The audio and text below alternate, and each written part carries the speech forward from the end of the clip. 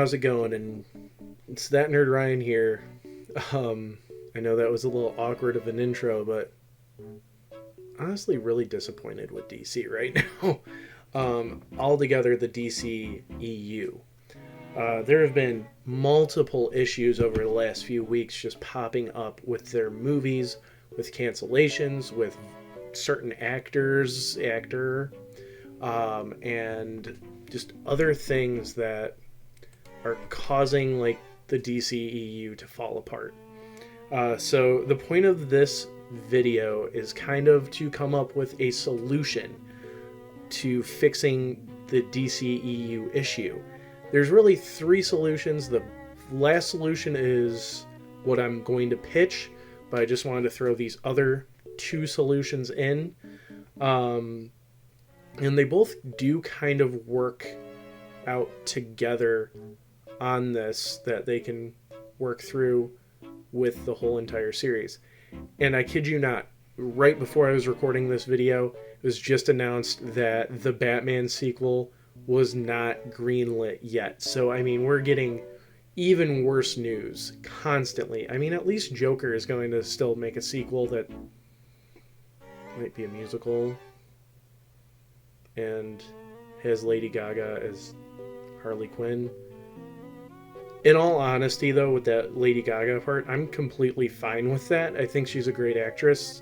And if it is going to be a musical, she's also a good singer. So it would fit out pretty well in her casting. But it just feels weird that it's a musical. Anyways, so let's get on to these solutions that I came up with. So the first solution is probably the easiest solution, and something DC's already kind of started doing, but also at the same time started not doing as well, which is don't do interconnectivity. Just make it its own thing. Marvel has had it down since 2008 on a interconnected universe.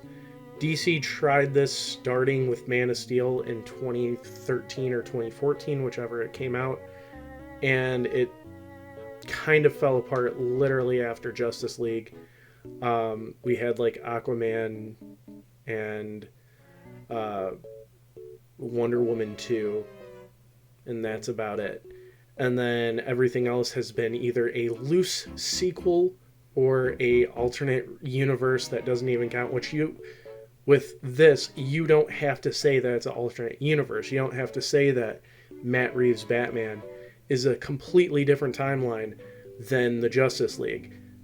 You just say it's its own movie. It has nothing to do with it. You don't have to try to work in other stuff, which kind of contradicts the final solution, but we'll get into that then. But just make stuff that doesn't have to connect. And I feel like that is probably one of the best solutions in this. But also at the same time, they did invest a lot into this, and they still have actors under contract, such as Aquaman 2 coming out, the Shazam sequel, along with Black Bolt coming out. Not Black Bolt, Black Adam, I'm sorry. Marvel fan here talking about this. And just stuff like that. But then also, again, you got Joker 2 coming out. Hopefully you have the Batman 2 coming out. And other stuff that has nothing to do with the DCEU or Snyderverse or whatever you want to call it.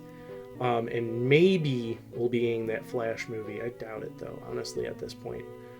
But yeah, so the next solution, which would be a very costly one, would be to completely reboot the DCEU and take it more seriously, put it with a little bit better of a plan.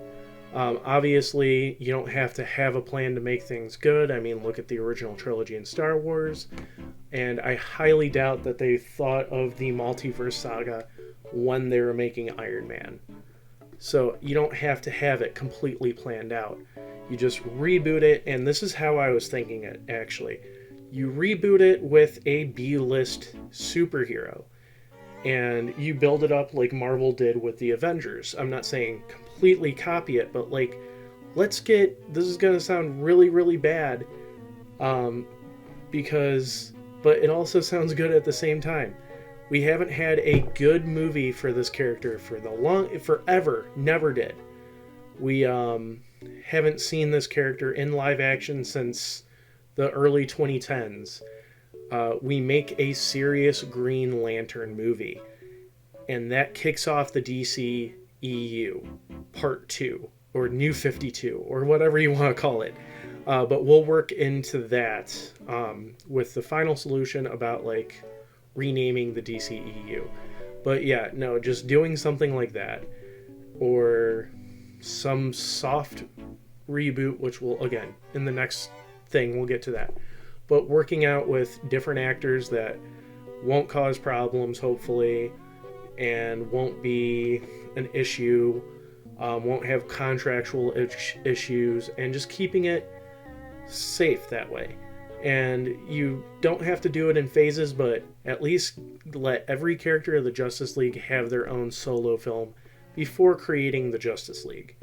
Just due to the fact that how the original Justice League and the Snyderverse Justice League did not do as good as the Avengers movies, is because with the Avengers movies we had emotional connections to these characters because they were in previous movies. In Justice League, you only got Superman, Batman, and Wonder Woman, and little snippets of other characters. And that's it. So you're supposed to care about the entire team when you only know the backstory of basically 3 members. And those 3 members, you really only focused on one of them through that whole time. It really does feel like the Snyderverse was a Superman trilogy, in a sense. But yeah, so here comes the big one. This is my favorite.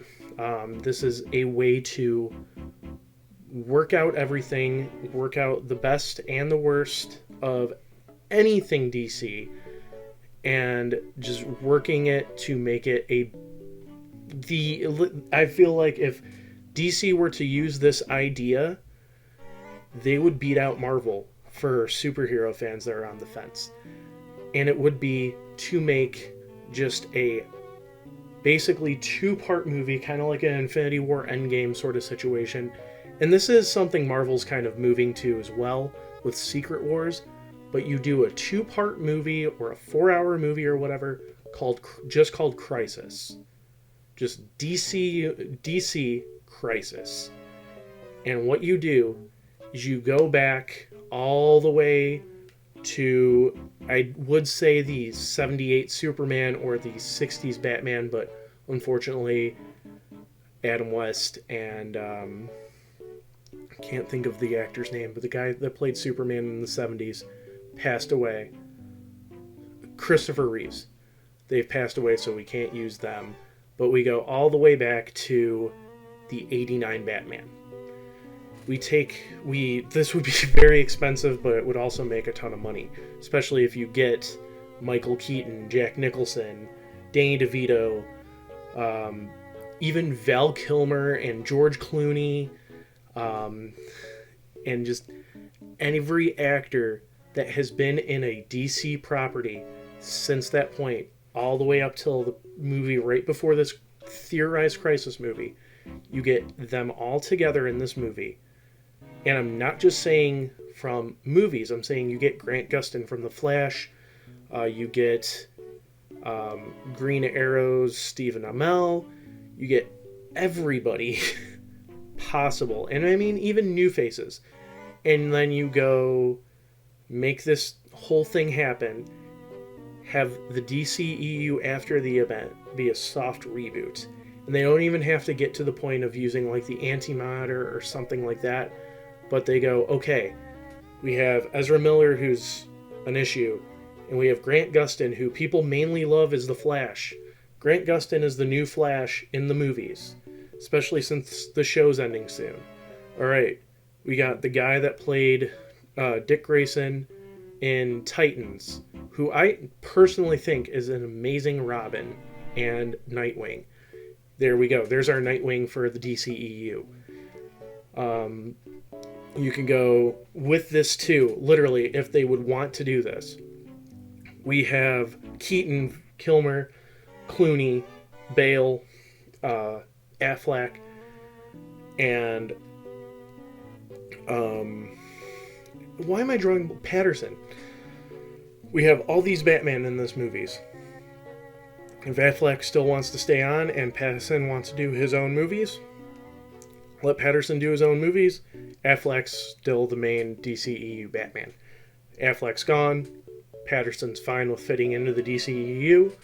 Patterson's the DCEU Batman.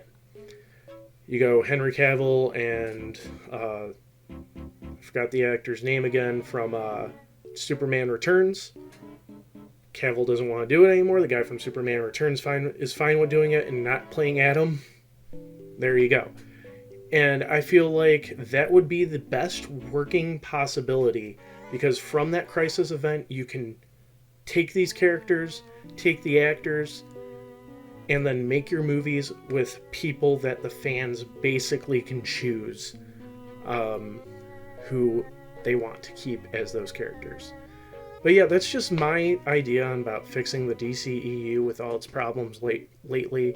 I mean, we do have great casting for certain characters, and then we have bad casting for others. I was thinking, when I was thinking the idea of this video, I go, for every Jesse Eisenberg, Lex Luthor, and Amber Heard Nero that we also have Margot Robbie's Harley Quinn, and just remembered the other perfect casting, and that just slipped my head.